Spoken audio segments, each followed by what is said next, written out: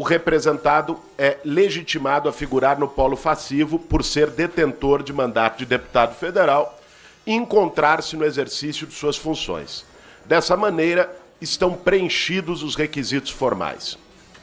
Após detida análise dos fatos narrados na exordial, entretanto, conclui-se que não há justa causa a autorizar o prosseguimento do presente feito.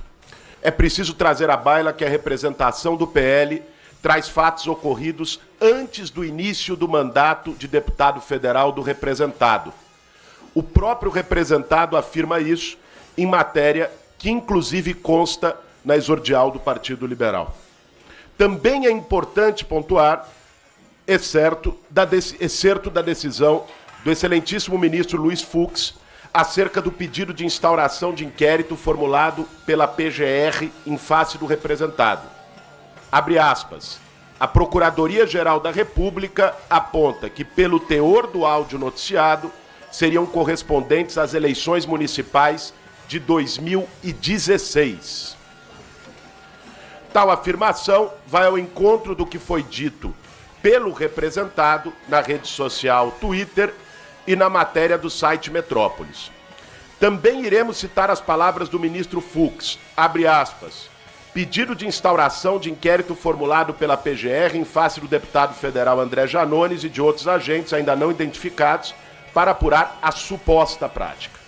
Em relação a isso, o representado, de forma pública e notória, conforme se depreende da matéria do Metrópolis, mostrou-se disposto a colaborar com as investigações. O Judiciário fará seu trabalho. Cabe a nós, do Poder Legislativo e, mais especificamente, do Conselho de Ética e Decoro Parlamentar, avaliar o caso dentro da competência que nos cabe. Decoro é comportamento exigido de quem exerce a função parlamentar. Isso nos leva à inevitável conclusão de que o teor da resposta à consulta número 21 viola o conceito de decoro previsto constitucionalmente, visto que infere que um cidadão normal, antes de assumir o mandato parlamentar, seria obrigado a seguir o mesmo comportamento exigido daquele que efetivamente exerce tais funções. Neste ponto, destaque-se, então, consideramos a representação desprovida de justa causa por cuidar dos atos que teriam ocorrido em época que o representado não detinha o mandato de deputado federal. Vamos à tese esposada. Não há justa causa, pois não havia decoro parlamentar se não havia mandato à época, o que foge do escopo, portanto, do Conselho de Ética e Decoro Parlamentar.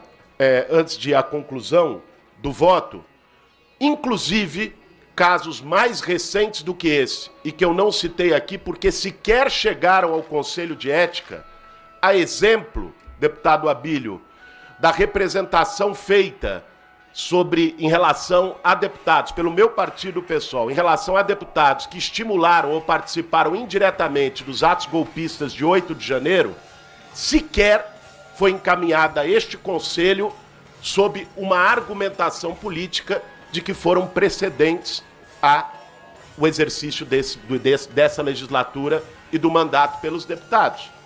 Então, é preciso ter coerência e usar o mesmo critério independente do campo político de cada representado. Efetivadas tais digressões jurisprudenciais e fáticas, revela-se incontestável a inexistência de justa causa para acolhimento da representação. Ante o exposto, tendo em vista o teor dos fundamentos acima alinhavados, voto pela ausência de justa causa para acolhimento da representação proposta pelo PL em face do deputado André Janones, arquivando-se, por conseguinte, o presente feito. Esse é o voto. Obrigado, presidente. Uma gravação muito contundente, onde há uma assunção de culpa ali, de culpabilidade muito cristalina. Então, praticamente um réu confesso naqueles áudios, muito pesados, um réu confesso, em que a própria consulta citada no relatório diz que pode sim ser punido e ser avaliado os atos pretéritos ao mandato, desde que desconhecidos e que ofendam a honra do parlamento. E me parece que se encaixam plenamente no caso em questão.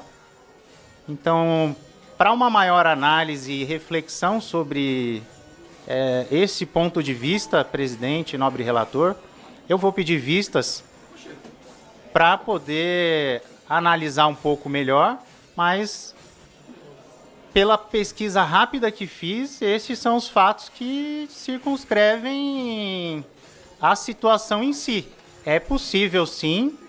Houve, sim, antigamente até se falava em estelionato eleitoral em outros casos, pois houve um crime que a população não tomou conhecimento. Tomou, deputado. A Na hora do denúncia é de voto. janeiro de 22.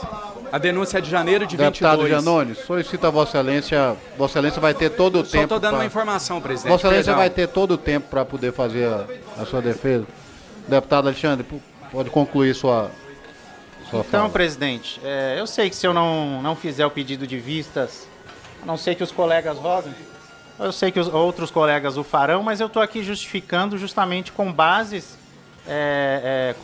no próprio relatório do deputado Guilherme Boulos, com que ele mesmo trouxe. Eu respeito demais o relatório do deputado Boulos. Respeito demais, deputado Boulos, o relatório de Vossa Excelência. Seus argumentos, mas é muito fácil de rebatê-los. Muito fácil de rebatê-los, senhor presidente. Porque senão, vejamos, eu cometi um crime antes de eu ser diplomado deputado federal. Eu cometi um crime quando eu era deputado estadual. Exemplo, viu? Eu não cometi nenhum crime, não. Estou dando exemplo. Dando exemplo.